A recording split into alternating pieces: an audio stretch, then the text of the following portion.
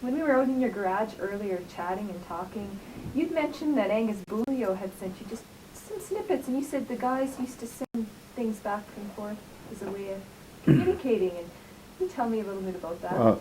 That was back in the 60s. That's how they used to communicate. They used to communicate with their music and stories and whatever through reel-to-reel tape recorders. And back in 1959, that's how they communicated with the Lafferty family out of Fort Simpson, Morris and Peter, and that was some of the music that you heard this evening.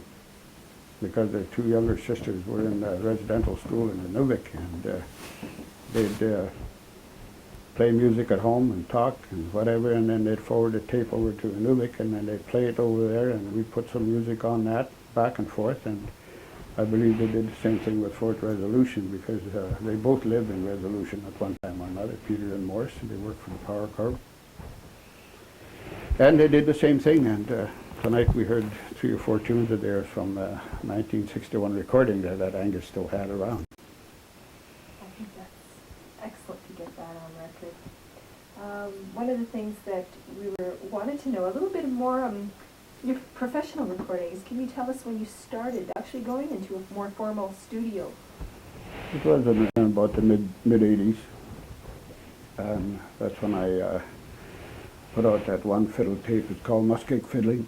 That was done in Spirit Walker Studio, Norm Glowich and Yellowknife. And that's the only one that I have out really that was recorded in an actual professional studio, as they call it.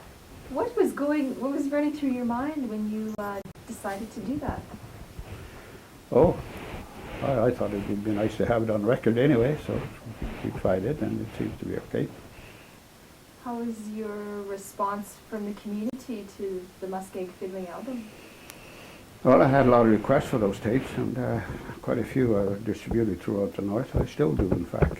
People come around whenever there's always someone wanting a few here and there, but yeah, quite a few have been distributed.